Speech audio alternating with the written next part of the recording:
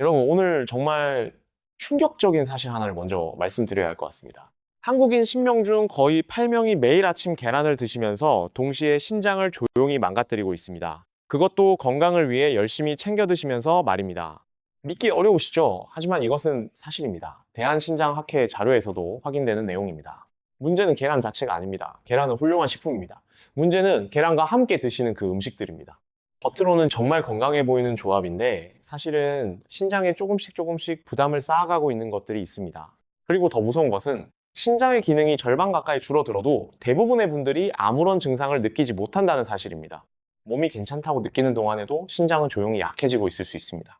오늘 이 영상에서는 여러분께 꼭 알려드려야 할 내용을 빠짐없이 준비했습니다. 첫째, 계란을 드실 때 절대로 함께 먹지 말아야 할 위험한 음식 4가지를 말씀드리겠습니다.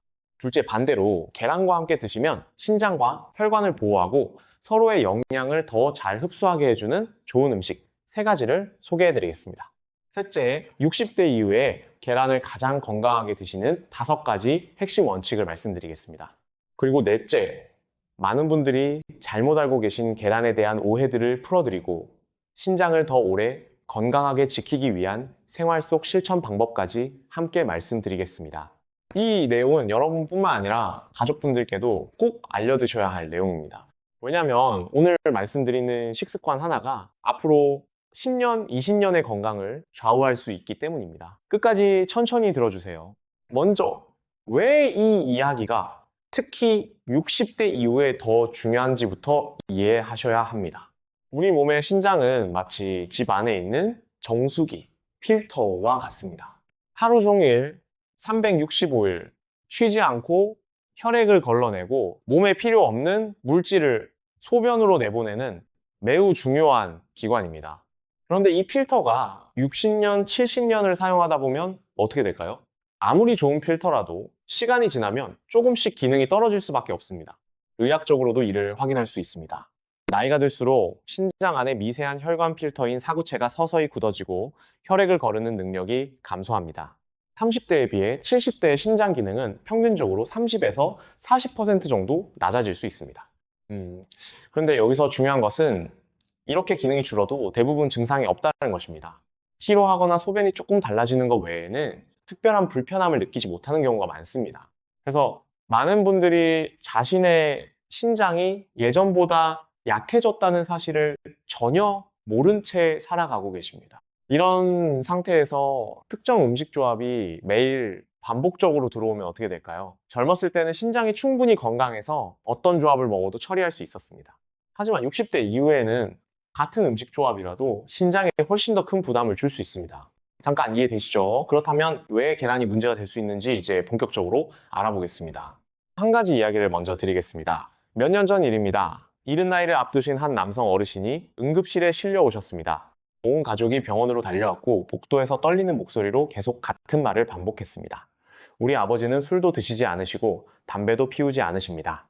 매일 아침 건강한 음식을 드시는데 도대체 왜 이런 일이 생긴 겁니까? 검사 결과를 보니 혈액 속 칼륨 수치가 위험한 수준까지 올라가 있었습니다. 신장 기능도 심각하게 떨어져 있었습니다. 심장의 전기 신호가 불안정해지면서 위험한 상황이 된 것이었습니다. 그렇다면 이분은 평소에 무엇을 드셨을까요? 가족들의 이야기를 들어보니 이분의 아침 식사는 삶은 계란 2개, 찐 고구마 1개, 따뜻한 녹차 1잔이었습니다. 주변 사람들이 모두 부러워할 만큼 규칙적이고 건강해 보이는 식사였습니다. 몇 년 동안이나 한결같이 그렇게 드셨다고 합니다. 하지만 그 건강해 보이는 아침 식사가 오랜 시간 동안 신장에 조용히 부담을 쌓고 있었던 것입니다. 그리고 어느 순간 몸이 더 이상 버티지 못한 것입니다. 이 이야기를 드리는 이유는 여러분을 겁주려는 것이 아닙니다. 건강에 좋은 음식이라도 어떤 음식과 함께 어떻게 먹느냐에 따라 전혀 다른 결과가 나올 수 있다는 것을 이해하셔야 하기 때문입니다. 그리고 이것을 미리 아시면 충분히 예방할 수 있습니다. 자, 그럼 첫 번째로 꼭 조심하셔야 할 음식 조합을 말씀드리겠습니다. 첫 번째, 계란과 감입니다. 가을이 되면 집집마다 홍시, 단감이 올라오죠. 달콤하고 부드러워서 식후에 하나씩 드시는 분들이 많으십니다. 특히 씹기가 불편하신 어르신들께는 더욱 편한 과일입니다. 소화도 잘 되는 것처럼 느껴지기 때문에 많은 분들이 건강한 간식이라고 생각하십니다. 그런데 계란을 드신 직후에 감을 함께 드시는 습관은 생각보다 훨씬 위험할 수 있습니다. 70대 초반에 한 어르신이 계십니다. 평소 위장이 약하셔서 고기 대신 계란으로 단백질을 보충하고 계셨습니다. 어느 날 아침에도 평소처럼 삶은 계란 2개를 드신 뒤 잘 익은 홍시 하나를 후식으로 드셨습니다. 처음에는 아무 문제도 없었습니다. 그런데 몇 시간이 지나자 명치 부근에서 갑자기 심한 통증이 시작됐습니다. 통증이 점점 심해지더니 허리 뒤쪽까지 퍼졌고 결국 가족들이 놀라서 병원으로 모시고 왔습니다. 검사를 해보니 위안에 딱딱하게 굳은 덩어리가 발견됐습니다. 의학적으로 이것을 위석이라고 부릅니다. 쉽게 말해 돌 같은 덩어리가 생긴 것입니다. 많은 분들이 놀라십니다. 부드러운 계란과 달콤한 감을 먹었을 뿐인데 왜 이런 일이 생기냐고요? 이유가 있습니다. 감에는 탄닌이라는 성분이 들어있습니다. 이 탄닌은 단백질과 만나면 서로 결합하면서 점점 굳어지는 성질이 있습니다. 계란에는 단백질이 매우 풍부합니다. 그래서 계란을 먹은 직후 감이 들어오면 윗속에서 탄닌과 단백질이 결합해 덩어리를 만들기 시작하는 것입니다. 특히 위장의 움직임이 느려지는 60대 이후에는 이 현상이 훨씬 쉽게 일어날 수 있습니다. 이 덩어리가 커지면 음식이 위에서 장으로 내려가지 못하고 막히게 됩니다. 심한 경우 구토, 탈수가 생기고 몸에 수분이 부족해지면 신장에도 큰 부담이 가게 됩니다. 신장은 충분한 수분이 있어야 혈액을 제대로 걸러낼 수 있기 때문입니다. 여기서 중요한 것은 탄닌의 양입니다. 감 중에서도 특히 덜 익은 감이나 떫은 감에 탄닌이 더 많이 들어 있습니다. 홍시처럼 완전히 익은 감은 탄닌이 어느 정도 줄어들지만 그래도 계란 직후에 드시는 것은 피하는 것이 좋습니다. 기억하실 것은 단 하나입니다. 계란을 드셨다면 최소 2~3시간은 감을 드시지 않는 것이 좋습니다. 아주 작은 습관 하나지만 위와 신장을 지키는 데 큰 차이를 만들 수 있습니다. 감뿐만 아니라 탄닌이 많은 다른 과일들도 마찬가지입니다. 덜 익은 바나나, 모과 같은 과일들도 계란 직후에는 피하시는 것이 좋습니다. 이해되시죠? 자, 그렇다면 2번째로 넘어가겠습니다. 2번째, 이것은 정말 많은 분들이 놀라워하시는 조합입니다. 바로 계란과 고구마입니다. 잠깐요. 지금 고개를 갸우뚱하시는 분들이 많으실 것 같습니다. 왜냐하면 계란과 고구마는 그동안 건강한 아침 식사의 대표 조합으로 알려져 왔기 때문입니다. 다이어트를 하시거나 건강을 챙기려는 분들이 가장 자주 선택하는 음식이 바로 이 2가지 아닙니까? 부드럽게 삶은 계란과 따뜻하게 찐 고구마, 먹기도 편하고 포만감도 오래가니까요. 그런데 왜 위험할 수 있다는 걸까요? 고구마에는 칼륨이 굉장히 많이 들어있습니다. 중간 크기 고구마 하나에만도 상당한 양의 칼륨이 들어있습니다. 칼륨은 원래 우리 몸에 꼭 필요한 영양소입니다. 근육의 움직임을 돕고 신경신호를 조절하는 중요한 역할을 합니다. 젊고 건강한 분들에게는 고구마 속 칼륨이 오히려 혈압을 낮추는 좋은 역할을 하기도 합니다.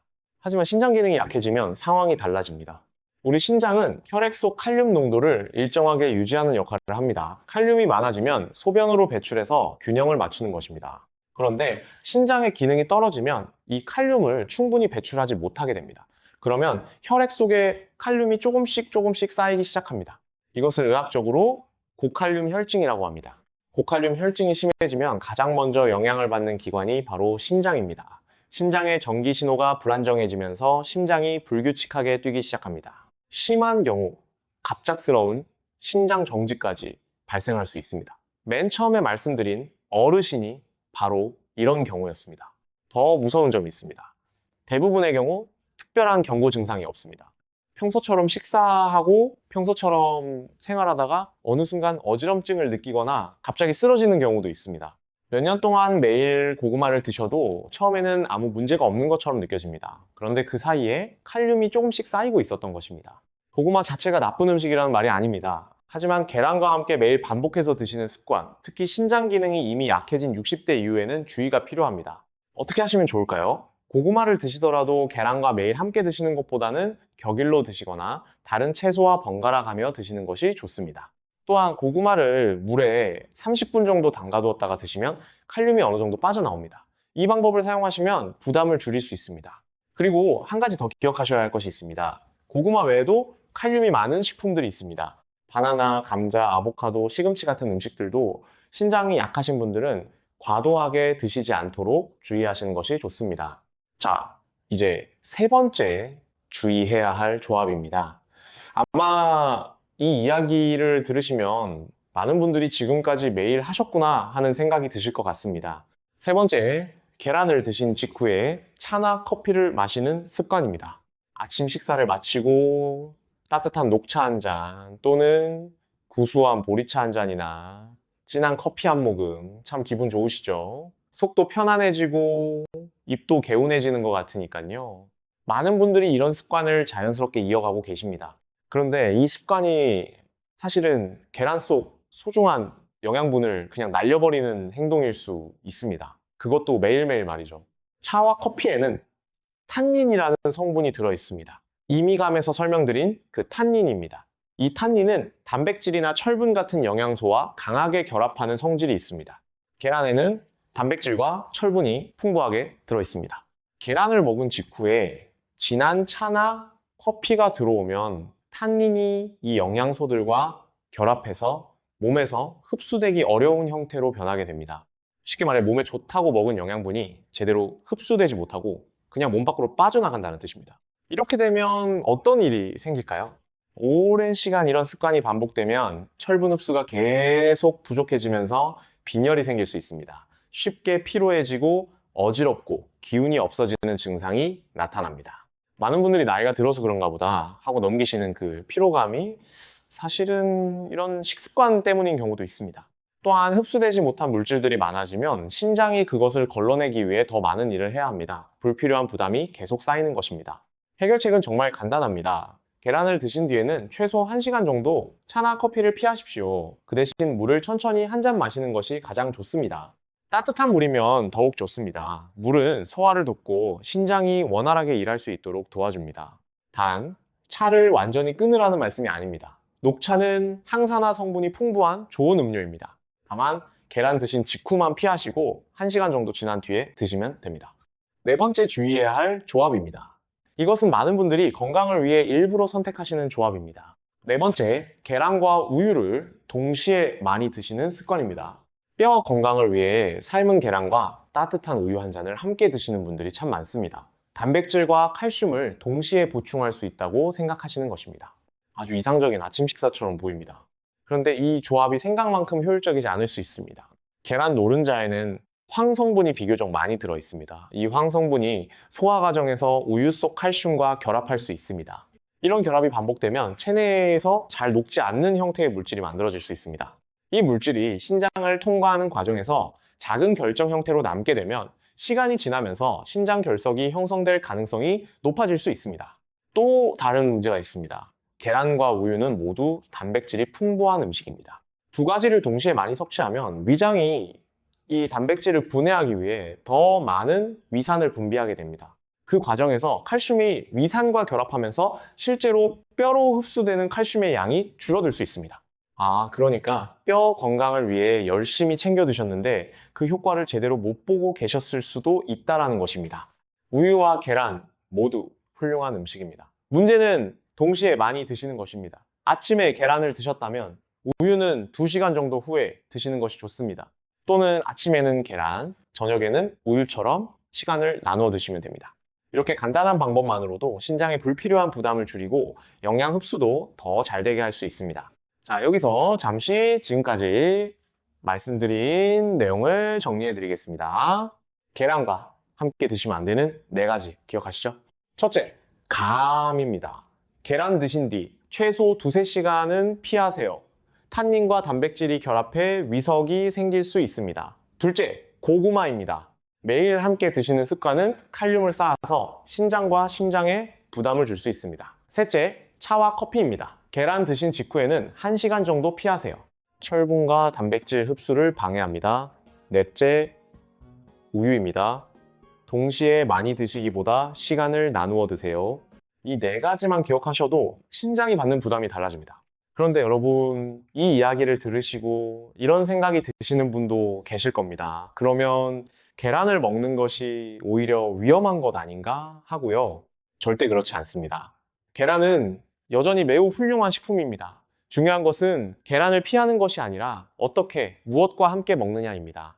같은 계란이라도 좋은 음식과 함께 드시면 혈관을 보호하고 몸의 균형을 도와주는 매우 좋은 식사가 됩니다. 지금부터는 계란과 함께 드시면 서로의 장점을 살려주는 좋은 음식 3가지를 소개해드리겠습니다. 모두 특별히 비싸거나 구하기 어려운 재료가 아닙니다. 우리 식탁에서 늘 볼 수 있는 것들입니다. 다행히도 방법이 있습니다. 좋은 소식이에요. 첫 번째로 계란과 잘 맞는 음식, 바로 토마토입니다. 토마토 계란볶음 한 번쯤 드셔보셨죠? 간단하고 맛도 좋아서 많이들 드시는데요. 이 음식이 단순히 맛있는 데 그치지 않고 건강에도 매우 좋은 이유가 있습니다.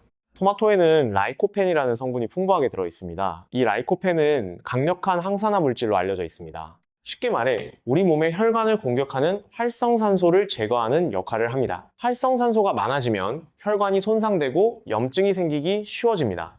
이런 과정이 오래 지속되면 혈관이 좁아지고 신장으로 가는 혈류도 나빠지게 됩니다.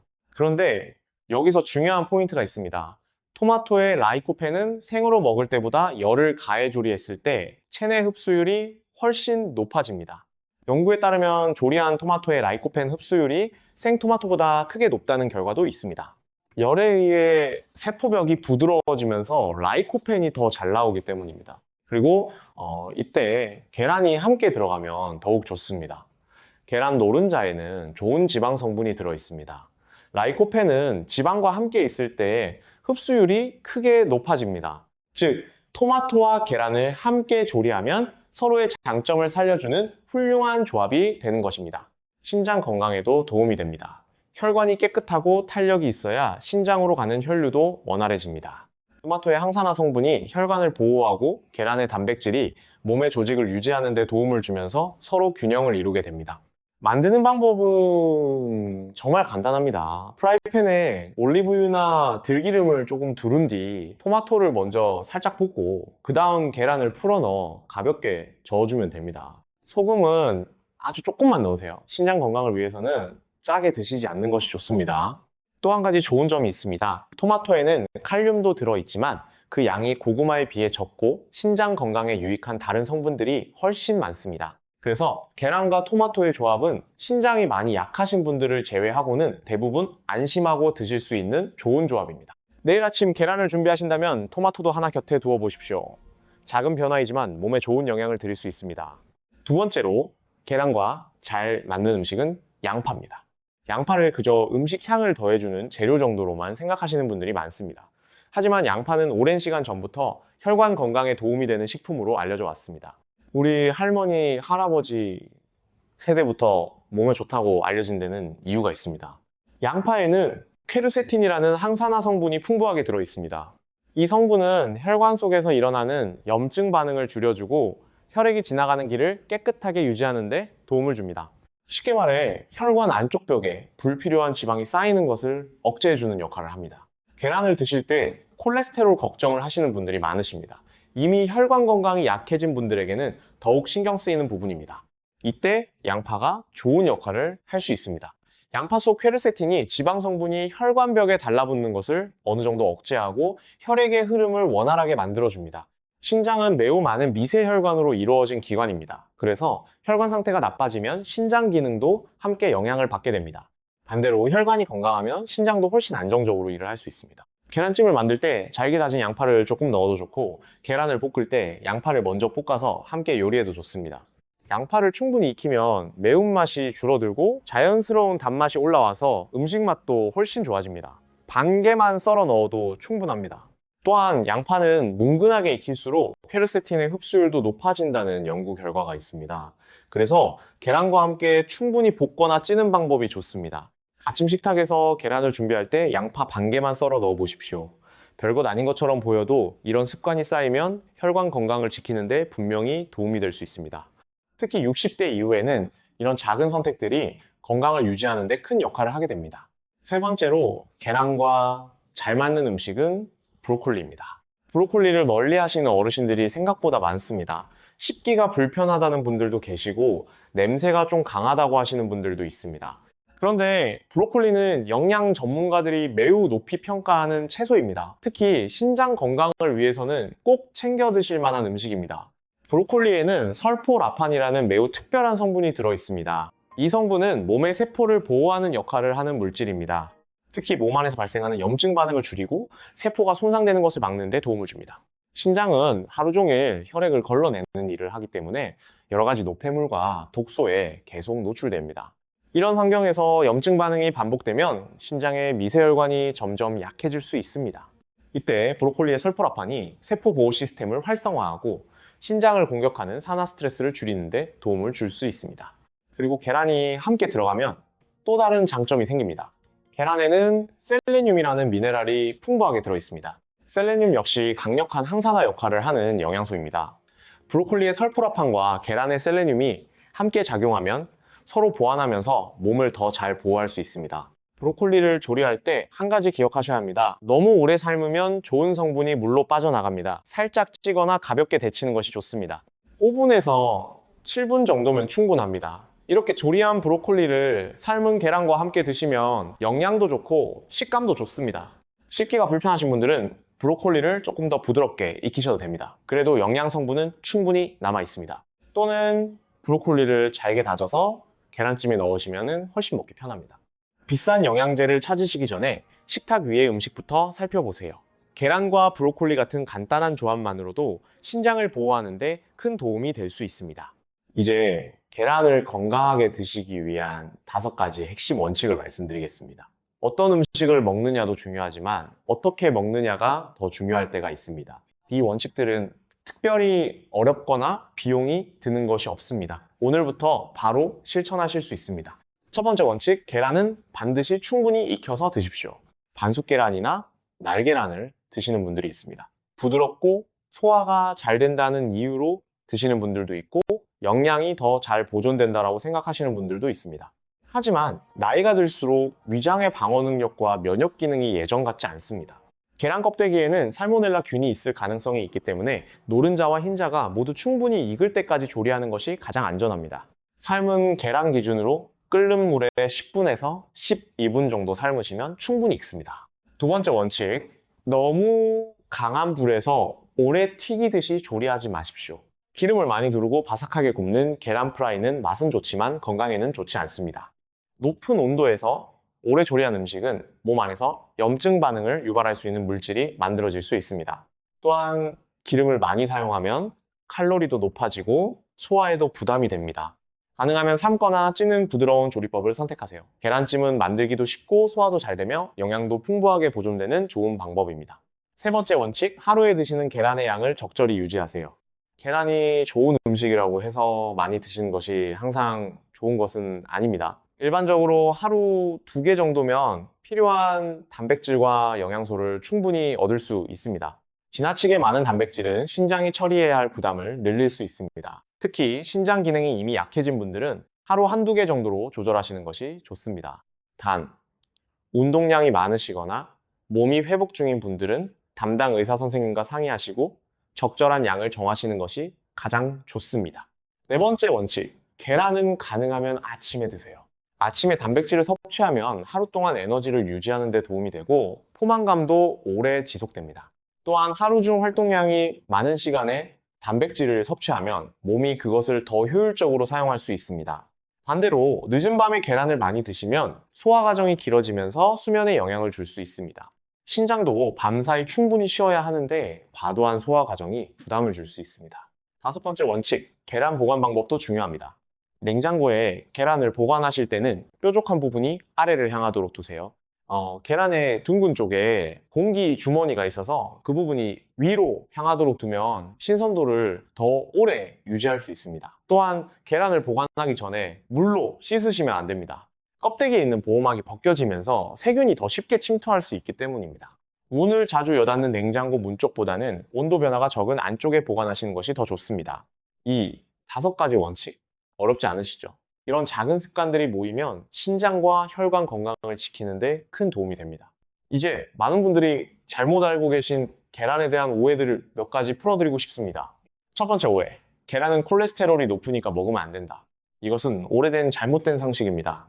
과거에는 계란의 콜레스테롤이 혈액 속 콜레스테롤을 바로 높인다고 알려져 있었습니다.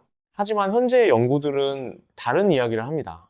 우리 몸은 스스로 콜레스테롤을 조절하는 능력이 있어서 음식으로 콜레스테롤을 많이 섭취하면 몸이 스스로 만드는 양을 줄이는 방식으로 균형을 맞춥니다. 물론 이미 콜레스테롤 수치가 매우 높거나 심혈관 질환이 있으신 분들은 주의가 필요합니다. 이런 분들은 하루 1개 정도로 조절하시거나 담당 의사 선생님과 상의하시는 것이 좋습니다. 하지만 건강한 분들이라면 하루 2개 정도의 계란은 오히려 좋은 단백질 공급원이 됩니다. 두 번째 오해, 흰자만 먹는 것이 더 건강하다. 흰자에는 단백질이 풍부하지만 노른자에도 우리 몸에 꼭 필요한 영양소들이 많이 들어있습니다. 비타민 A, 비타민 D, 비타민 E, 그리고 뇌 건강에 중요한 콜린 성분이 노른자에 집중되어 있습니다. 특히 콜린은 기억력 유지와 관련이 있어서 60대 이후에 더욱 중요한 영양소입니다. 흰자만 드시는 것보다는 노른자를 포함한 통계란을 드시는 것이 영양 균형 면에서 더 좋습니다. 세 번째 오해, 유정란이 무정란보다 훨씬 더 건강하다. 유정란과 무정란의 영양 성분 차이는 사실 크지 않습니다. 유정란이 조금 더 좋을 수는 있지만 가격 차이만큼의 큰 차이는 없다는 연구 결과들이 있습니다. 중요한 것은 신선도입니다. 유정란이든 무정란이든 신선한 것을 드시는 것이 가장 좋습니다. 자, 이제 계란 이야기에서 조금 더 나아가 신장을 전반적으로 건강하게 지키는 생활 속 실천 방법들을 말씀드리겠습니다. 이 방법들은 계란을 드실 때뿐만 아니라 일상생활 전체에서 신장을 보호하는 데 도움이 됩니다. 가장 먼저 물을 충분히 드시는 것이 중요합니다. 신장이 혈액을 깨끗하게 걸러내려면 충분한 수분이 필요합니다. 물이 부족하면 신장이 일하기 훨씬 힘들어집니다. 하루에 물을 얼마나 드셔야 하는지 많이들 궁금해 하십니다. 일반적으로 하루에 6잔에서 8잔 정도, 약 1.5리터에서 2리터 정도가 적당합니다.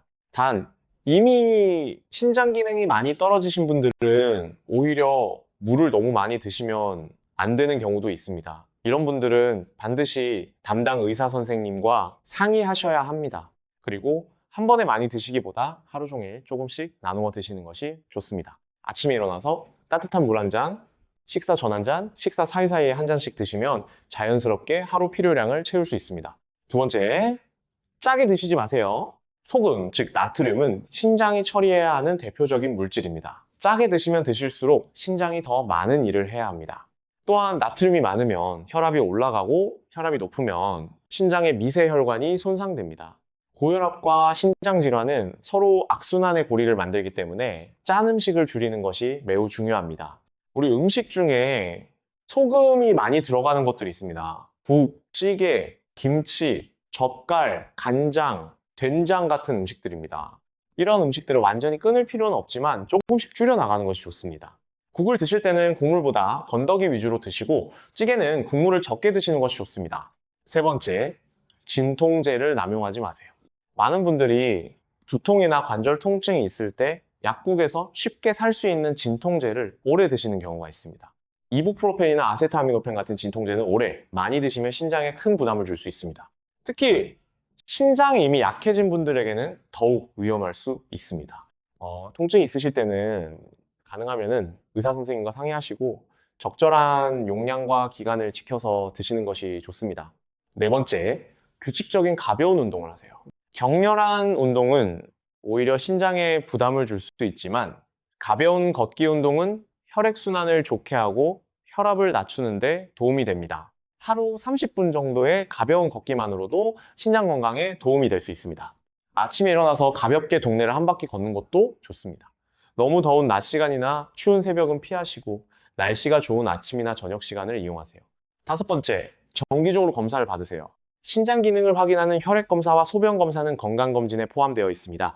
60대 이후에는 적어도 1년에 한 번은 이 검사를 꼭 받으시는 것이 좋습니다. 자, 문제가 있어도 초기에 발견하면 생활 습관 개선만으로도 충분히 관리할 수 있는 경우가 많습니다. 여러분, 이제 한 가지 중요한 이야기를 함께 생각해 보겠습니다. 많은 분들이 건강은 어느 날 갑자기 나빠진다고 생각하십니다. 하지만 실제로는 다릅니다. 대부분의 질환은 하루아침에 생기는 것이 아닙니다. 오랜 시간 동안 반복된 작은 습관들이 쌓이면서 서서히 몸의 균형이 무너지기 시작합니다. 신장질환이 대표적입니다. 처음에는 특별한 증상이 거의 없습니다. 몸이 괜찮다고 느끼는 동안에도 신장은 조용히 천천히 약해지고 있을 수 있습니다. 그러다가 어느 순간 검사 결과에서 이상이 나타나기 시작합니다. 그리고 그때서야 왜 이런 일이 생겼을까 뒤늦게 고민하게 됩니다. 솔직히 말씀드리면 이게 가장 안타까운 부분입니다. 조금만 일찍 알았더라면 막을 수 있었던 경우들을 너무 많이 보아왔기 때문입니다. 하지만 좋은 소식이 있습니다. 몸이 나빠지는 것도 작은 습관이 쌓여서 생기는 것이라면 몸이 좋아지는 것도 역시 작은 습관에서 시작됩니다. 생활 습관을 조금 바꾸었을 뿐인데 몇 달 뒤 혈액 검사 결과가 눈에 띄게 좋아지는 분들이 있습니다. 특별한 약을 쓰지 않았는데도 몸이 훨씬 가벼워지고 피로가 줄어드는 경우도 있습니다. 그 이유는 몸에 부담을 주는 식습관을 줄이고 몸이 좋아하는 방식으로 드시기 시작했기 때문입니다. 우리 세대는 참 고생을 많이 하셨습니다. 가난한 시절 밥심으로 일하고 자식들 키우느라 정작 자신의 건강은 뒤로 미뤄두셨지요. 이제 그 고생이 끝났습니다. 이제는 여러분 차례입니다. 손주들과 오랫동안 건강하게 함께 하시려면, 손주 결혼식까지 건강하게 걸어가시려면 지금부터 이런 작은 것들을 챙기셔야 합니다. 아직 늦지 않았습니다. 오늘부터 시작하면 됩니다. 그리고 오늘 여러분이 이 영상을 끝까지 보셨다는 것 자체가 이미 중요한 첫 번째 걸음입니다. 자, 이제 오늘 말씀드린 내용을 모두 정리해 드리겠습니다. 꼭 기억하세요. 먼저 계란을 드실 때 주의해야 할 4가지 음식 조합입니다. 첫째, 감입니다. 계란 드신 뒤 최소 2~3시간은 피하세요. 탄닌과 단백질이 결합해 위석이 생길 수 있습니다. 특히 가을철에 더욱 주의하세요. 둘째, 고구마입니다. 매일 반복해서 함께 드시는 습관은 칼륨을 쌓아서 신장과 심장에 부담을 줄 수 있습니다. 섭취 빈도를 조절하시거나 다른 채소와 번갈아 드세요. 고구마를 물에 담가 두었다가 드시면 칼륨을 줄일 수 있습니다. 셋째, 차와 커피입니다. 계란 드신 직후에는 1시간 정도 피하세요. 탄닌이 철분과 단백질 흡수를 방해합니다. 그 대신 따뜻한 물을 한 잔 드세요. 넷째, 우유입니다. 계란과 동시에 많이 드시기보다 2시간 정도 간격을 두고 드시세요. 신장결석 위험을 줄이고 칼슘 흡수도 더 잘 됩니다. 다음으로 계란과 함께 드시면 좋은 음식 3가지입니다. 토마토를 함께 조리하면 라이코펜 흡수율이 높아지고 혈관을 보호하는 데 도움이 됩니다. 양파를 함께 드시면 혈액순환을 돕고 혈관 건강 관리에 좋습니다. 브로콜리는 설포라판이 신장세포를 보호하고 염증을 줄이는 데 도움이 됩니다. 그리고 계란을 건강하게 드시기 위한 5가지 원칙입니다. 충분히 익혀서 드세요. 너무 강한 불에 오래 굽지 마세요. 하루 2개 정도의 적당한 양을 유지하세요. 가능하면 아침에 드세요. 그리고 냉장고에 보관할 때는 뾰족한 부분이 아래를 향하게 두세요. 마지막으로 신장을 건강하게 지키는 생활 습관 5가지입니다. 하루 일정 5리터에서 2리터의 물을 조금씩 나누어 드세요. 짠 음식을 줄이세요. 진통제를 남용하지 마세요. 규칙적으로 가벼운 걷기 운동을 하세요. 그리고 1년에 한 번은 꼭 건강검진을 받으세요. 여러분, 건강은 거창한 것이 아닙니다. 매일 반복되는 작은 선택들이 모여서 만들어지는 결과입니다. 내일 아침 식탁에서 계란을 어떻게 드실지, 어떤 음식과 함께 드실지에 대한 그 작은 결정이 앞으로의 건강을 바꿀 수 있습니다.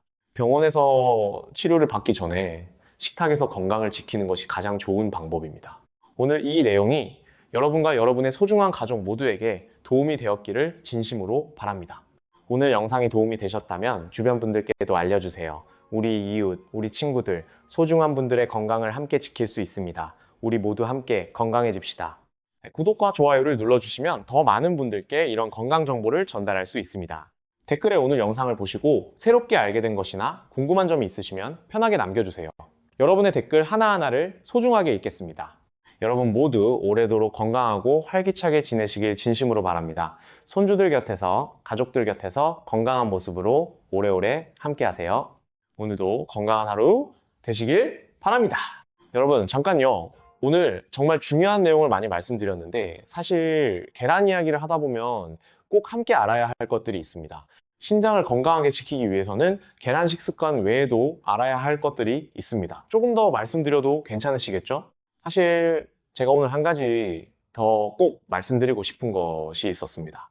많은 분들이 모르고 계신 내용인데요. 신장이 보내는 경고 신호들입니다. 미리 이것을 아시면 큰 도움이 됩니다. 신장은 조용한 기관입니다.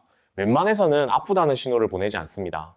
하지만 그래도 신장이 힘들다는 표시를 보낼 때가 있습니다.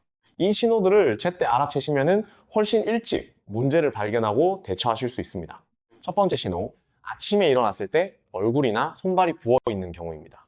물론 잠을 잘못 자거나 너무 많이 먹어서 붓는 경우도 있습니다. 하지만 이유 없이 반복적으로 아침마다 얼굴이 붓고 특히 눈 아래가 많이 부어 보인다면 신장 기능을 한번 확인해 보시는 것이 좋습니다. 신장이 체내 수분을 제대로 조절하지 못하면 부종이 생길 수 있기 때문입니다. 손가락에 반지를 끼는 분들은 반지가 갑자기 꽉 끼는 느낌이 든다면 이것도 부종의 신호일 수 있습니다. 또한 발등이나 발목이 전역이 되면 많이 붓는다면 주의하셔야 합니다. 두 번째, 신호, 소변에 거품이 많이 생기는 경우입니다.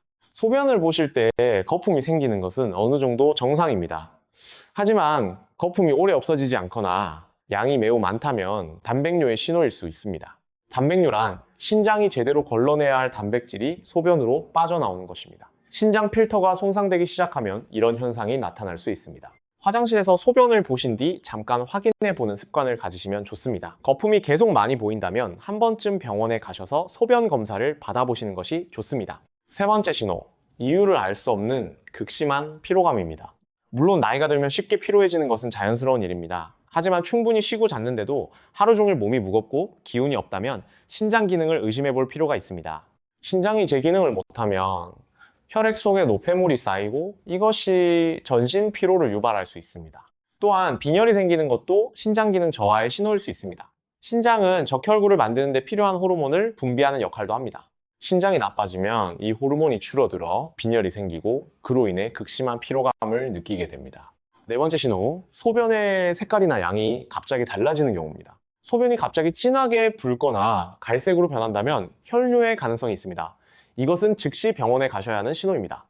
또한 평소보다 소변을 훨씬 자주 보거나 반대로 소변이 거의 나오지 않는다면 신장 기능에 문제가 생겼을 가능성이 있습니다. 특히 밤에 소변이 보고 싶어 2번 이상 잠을 깬다면 이것도 확인이 필요한 신호입니다. 물론 전립선 문제나 다른 원인일 수도 있지만 신장 기능도 함께 확인하시는 것이 좋습니다. 다섯 번째, 신호, 등이나 옆구리가 지속적으로 아픈 경우입니다. 신장은 등 쪽, 허리 위쪽에 위치해 있습니다. 그래서 신장에 문제가 생기면 등이나 옆구리 쪽에 통증이 나타날 수 있습니다. 특히 갑자기 심하게 아프면서 소변을 보기 힘들다면 신장 결석을 의심해 볼 수 있습니다. 이런 경우에는 즉시 병원에 가셔야 합니다. 이 5가지 신호 중 하나라도 반복적으로 나타난다면 꼭 병원에 가셔서 신장 기능 검사를 받아보세요. 검사 자체는 혈액 검사와 소변 검사로 간단하게 확인할 수 있습니다. 건강보험이 적용되기 때문에 비용도 크지 않습니다. 이제 신장 건강을 위해 꼭 알아야 할 음식 이야기를 조금 더 해드리겠습니다. 계란 이야기에서 시작했지만 신장 건강을 위해서는 전반적인 식습관을 이해하시는 것이 중요합니다. 신장에 좋은 음식들을 따로 정리해 드리겠습니다. 첫 번째로 양배추입니다. 양배추는 신장에 매우 좋은 채소입니다. 칼륨과 인의 함량이 비교적 적으면서도 비타민 C, 비타민 K, 식이섬유가 풍부합니다.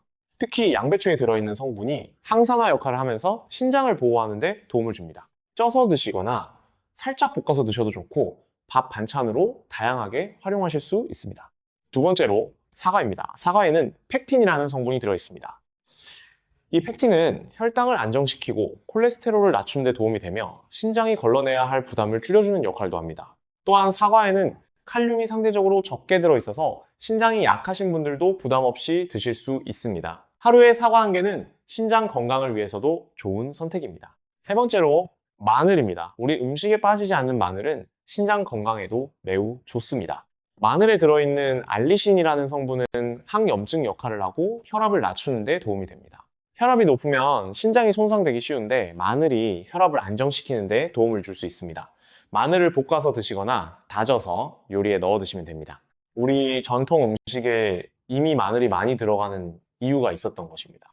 네 번째로 올리브유입니다. 요즘은 올리브유를 많이들 사용하시지요. 올리브유는 좋은 지방인 단일 불포화 지방산이 풍부합니다. 이 지방은 혈관 건강을 돕고 염증을 줄이는 역할을 합니다. 신장의 미세혈관이 손상되지 않도록 보호하는 데 도움이 됩니다. 계란을 볶을 때 올리브유를 조금 사용하시면 맛도 좋고 건강에도 도움이 됩니다.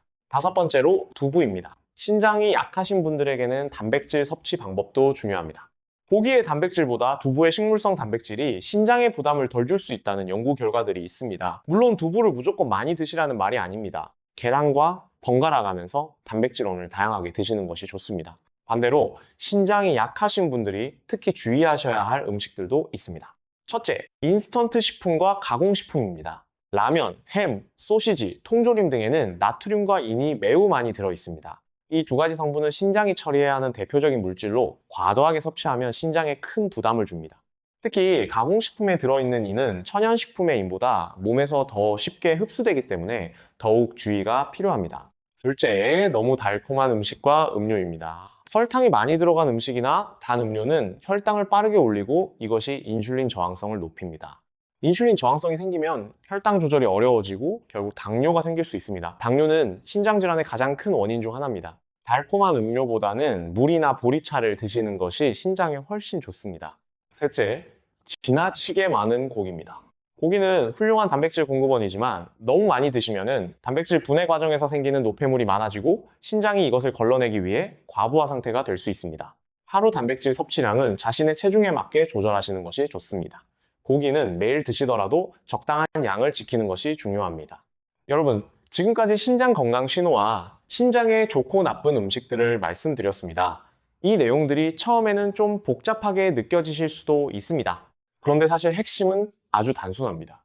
가공되지 않은 자연 그대로의 음식을 적당한 양으로 다양하게 드시는 것이 기본입니다. 그리고 짜게 드시지 않고 물을 충분히 드시는 것입니다. 이 두 가지만 지켜도 신장 건강은 크게 달라질 수 있습니다. 복잡하게 생각하지 마세요. 오늘 말씀드린 내용 중에서 지금 당장 하나만 바꾸신다면 계란 드신 뒤 1시간은 차 드시는 것을 참는 것부터 시작해 보세요. 이것만으로도 매일 조금씩 신장에 주는 부담이 달라집니다. 그리고 한 가지 더, 오늘 이 영상을 보신 뒤 가족분들과 함께 나누어 주세요. 우리 세대의 건강 정보는 혼자만 알고 있기보다 가족, 이웃, 친구들과 함께 나눌 때 더 큰 힘이 됩니다. 자녀분들에게도 이 내용을 알려주시면 앞으로 부모님 건강을 챙기는데 도움이 될 것입니다. 손주들과 오래오래 함께 하시려면 먼저 여러분이 건강하셔야 합니다. 여러분이 건강해야 가족들이 걱정 없이 살 수 있습니다. 그래서 오늘 말씀드린 이 작은 실천들이 사실은 가족 모두를 위한 것입니다. 이제 정말 마지막 정리를 해드리겠습니다. 오늘 알아야 할 핵심 3가지만 기억하세요. 첫째, 계란을 드실 때는 감, 고구마, 차나 커피, 우유와 동시에 많이 드시지 마세요. 이 4가지가 신장에 예상치 못한 부담을 줄 수 있습니다. 둘째, 계란은 토마토, 양파, 브로콜리와 함께 드시면 훨씬 더 건강하게 드실 수 있습니다. 서로의 장점을 살려주는 조합입니다. 셋째, 신장이 보내는 신호를 무시하지 마세요. 붓기, 소변 거품, 이유 없는 피로감이 반복된다면 병원 검사를 받으세요. 일찍 발견할수록 해결이 쉽습니다. 이 3가지 오늘부터 시작하시면 됩니다. 비용 한 푼 들지 않고 특별한 도구도 필요 없습니다. 지금 이 순간부터 바꿀 수 있는 것들입니다. 여러분의 건강을 진심으로 응원합니다. 우리 함께 건강하게 오래오래 살아봅시다. 가족들 곁에서 건강한 모습으로 오래오래 함께 하세요. 오늘 영상이 도움이 되셨다면 좋아요와 구독 부탁드립니다. 더 많은 건강 정보로 다시 찾아뵙겠습니다. 건강한 하루 되시길 바랍니다. 여러분, 오늘 마무리하기 전에 한 가지 더 말씀드리고 싶습니다. 많은 분들이 건강 정보를 들으시면 처음에는 열심히 실천하시다가 시간이 지나면서 잊어버리는 경우가 많습니다. 저도 그 마음을 충분히 이해합니다. 바쁜 일상 속에서 매번 음식 조합을 따지기가 쉽지 않을 수도 있습니다. 그래서 오늘 말씀드린 내용을 쉽게 실천하실 수 있도록 몇 가지 간단한 방법을 알려드리겠습니다. 가장 좋은 방법은 아침 식단을 미리 정해두는 것입니다. 매일 고민하지 않아도 되도록 일주일 식단을 대략적으로 정해두세요. 월요일 아침에는 계란 2개와 토마토 볶음, 그리고 양배추 조금, 화요일에는 계란과 브로콜리를 함께 쪄서 수요일에는 계란찜에 양파를 넣어서 이렇게 3가지 조합을 돌아가며 드시면 매일 신선하고 건강한 아침을 드실 수 있습니다. 고구마가 드시고 싶으시면 목요일이나 금요일에 따로 드시되 계란과 함께 드시지 말고 다른 식사 때 드세요. 감이나 차는 아침 계란 식사 후 1시간에서 2시간 뒤에 즐기시면 됩니다. 이렇게 계획을 세워두면 매번 고민하지 않으셔도 됩니다. 처음 일주일만 이 패턴을 습관으로 만들어 보세요. 그러면 2번째 주부터는 자연스럽게 이 패턴이 몸에 배게 됩니다. 또 한 가지 실용적인 팁을 드리겠습니다. 계란을 삶을 때는 한 번에 여러 개를 삶아두세요. 냉장고에 보관해두면 3일에서 4일은 충분히 드실 수 있습니다. 이미 삶아둔 계란이 있으면 아침마다 간편하게 드실 수 있습니다. 토마토도 한 번에 여러 개 사두시고 매일 하나씩 꺼내서 사용하세요. 토마토는 실온에서도 며칠은 보관이 됩니다. 이렇게 미리 준비를 해두시면 아침에 건강한 식사를 하는 것이 전혀 번거롭지 않습니다. 여러분, 사실 건강한 식사를 위해 특별한 노력이 필요하지 않습니다. 오늘 말씀드린 것처럼 몇 가지 음식 조합만 조심하고 좋은 조합을 알아서 실천하는 것만으로도 충분합니다. 중요한 것은 하루 이틀이 아니라 매일매일 꾸준히 이 습관을 이어가는 것입니다. 우리 세대는 어떤 일이든 꾸준히 해내는 힘을 가지고 계십니다. 어려운 시절에도 포기하지 않고 묵묵히 걸어오신 분들이십니다. 그 힘으로 건강을 지켜나가세요. 분명히 하실 수 있습니다. 건강한 여러분이 오래오래 곁에 계셔야 가족들도 행복합니다. 손주들도 건강한 할아버지 할머니와 함께 있을 때 가장 행복합니다. 여러분의 건강이 곧 가족 모두의 행복입니다. 오늘도 긴 영상 끝까지 함께 해주셔서 진심으로 감사드립니다. 여러분 모두 건강하세요.